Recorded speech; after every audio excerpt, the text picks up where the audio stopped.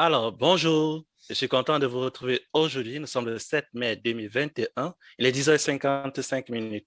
Alors, il me fait plaisir aujourd'hui de vous présenter Rocky qui travaille sur la formule comodale et qui a décidé de prendre un élément de son travail pour partager avec nous. Rocky a pour directeur de recherche, si mes souvenirs sont exacts, Didier Paquelin de l'Université Laval. Donc, Rocky, nous t'accueillons aujourd'hui euh, pour te poser des questions, pour t'écouter, pour en apprendre plus. Et nous espérons que nos échanges seront fructueux, que ça pourra inspirer plus d'une personne. Donc, aujourd'hui, Rocky, tu as décidé de nous parler de l'équité expérientielle dans la formule comodale. Alors, Azenet, la première question, c'est qu'est-ce que l'équité expérientielle dans la formule comodale? Je vois deux éléments, Rocky. D'un côté, je vois l'équité expérientielle, je vois la formule comodale. Pour être franc avec toi, je ne comprends rien des deux. Donc, je te laisse la parole, Rocky. Merci beaucoup, Raoul, et contente de te revoir. Tout d'abord, permets-moi de partager avec vous la définition de la formule commodale de l'Université Laval, mon terrain d'études.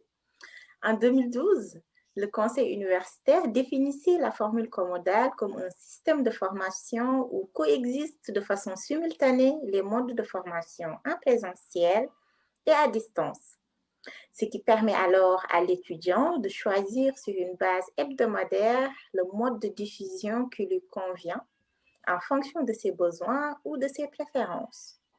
En résumé, nous pouvons dire que les étudiants choisissent d'être présents physiquement en classe ou en ligne de façon synchrone ou asynchrone.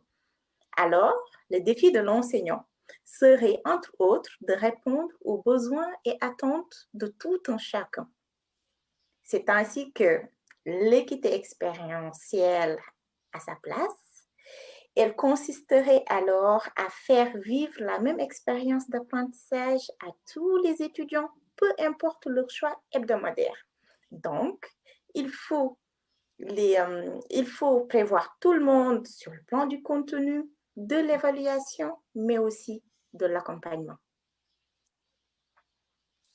Merci beaucoup pour la définition. Nous avons une deuxième question. Donc, quelles sont les stratégies mises en place par les enseignants pour assurer l'équité expérientielle aux étudiants dans le cadre de ton étude? Je partagerai avec vous deux stratégies que les enseignants de mon expérience ont mises en place pour embarquer toute la classe dans l'aventure. Il y a d'abord des activités alternatives. Donc, la grande difficulté dans la formule commodale, c'est d'avoir différents profils d'étudiants. En plus, l'enseignant ne s'adresse pas à eux en même temps, d'où le défi de gestion de la temporalité dans la formule commodale. Et cette gestion de la temporalité a suscité chez les enseignants, de mon expérience, l'idée d'alternative dans la planification des activités en classe. Celle-ci a consisté à proposer aux étudiants en mode synchrone et asynchrone des activités pas forcément similaires, mais adaptées à leur situation. Je vous donne un exemple. Lorsque l'étude de cas est proposée en sous-groupe en présentiel, l'enseignant propose aux étudiants en ligne de participer individuellement et de façon volontaire dans le chat et aux étudiants en mode asynchrone d'envoyer leur contribution par courriel. De ce fait, même si la consigne est identique à tous les groupes, la manière de la traiter est différente selon le mode de participation choisi. Au final, tout le monde a participé à l'activité. Donc, c'est la façon d'y participer qui diffère. Deuxièmement, il y a plusieurs activités d'évaluation. Les enseignants ont prévu plusieurs activités d'évaluation pour répondre aux attentes et aux besoins de tout un chacun. En fait, si on a un étudiant en classe, on sait qu'il est captif, alors on lui dit, tu as un travail à faire tel jour, et puis on peut savoir s'il a écouté, s'il a entendu. Mais imaginez les gens à distance. Ils sont à la maison. Peut-être ils n'ont pas entendu, alors il faut falloir rappeler ces activités-là. Et puis, les gens qui vont l'écouter, qui vont écouter le cours 4, 5 jours après, c'est-à-dire les gens qui ont adopté le mode asynchrone, il faut encore taper plus sur le clou. C'est pourquoi il faut considérer une certaine échéance. On ne peut pas demander, disons qu'on ne peut pas demander des travaux dans 2 ou 3 jours. Peut-être qu'il y a certains qui n'ont pas encore visualisé le contenu du cours. Mais il faut des travaux de longue haleine, beaucoup d'activités d'évaluation qui sont ouvertes pendant 1 mois ou 1 mois et demi. Donc, ces 2 exemples montrent quand même la part importante du design pédagogique dans la formule comodale. OK, merci. Puis, nous avons une troisième question. Oui, cette troisième question est celle-ci. Alors, Rocky, d'après toi, la formule comodale serait-elle la norme en enseignement supérieur dans l'ère post-Covid? Je vais revenir un peu sur les résultats de ma recherche.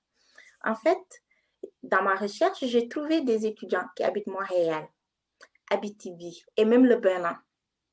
Si on donnait ces cours seulement en présentiel, on allait le donner aux étudiants qui ont les moyens de se payer un stationnement au parking de l'Université Laval, Raoul en est témoin, un appartement ou de rester dans un endroit proche. Donc, ce serait dommage de perdre beaucoup de personnes qui mériteraient cette qualité d'éducation pour des contraintes physiques ou monétaires. Autre chose, à un étudiant étranger comme moi, qui arrive au Québec, dans un nouveau monde, qui ne connaît pas l'hiver, pas d'amis, ni de famille, pourquoi on n'offrirait pas une première session en comodale? L'étudiant, avant de se déraciner, pourrait apprivoiser le rythme. Et quand il arriverait en automne ou en hiver, le choc culturel serait moins grand. D'ailleurs, vous voyez, avec la pandémie et les lenteurs administratives qu'elle a engendrées, certaines universités ont permis quand même à leurs nouveaux arrivants de suivre les enseignements à distance en attendant qu'ils puissent rejoindre physiquement les établissements d'accueil. Mais le contexte de la pandémie faisait que ces étudiants n'ont pas eu l'accompagnement qu'il leur fallait pour faire face à cette situation inattendue. Je dirais alors que le comodal pourrait être la norme à condition d'y mettre les moyens, en équipant par exemple les salles de classe avec du mobilier flexible et de nombreuses possibilités technologiques, des caméras et des micros de dernier cri, mais surtout en accompagnant les enseignants dans leur design pédagogique, parce que rappelons bien que l'un des défis de la comodalité, c'est d'assurer l'équité expérientielle.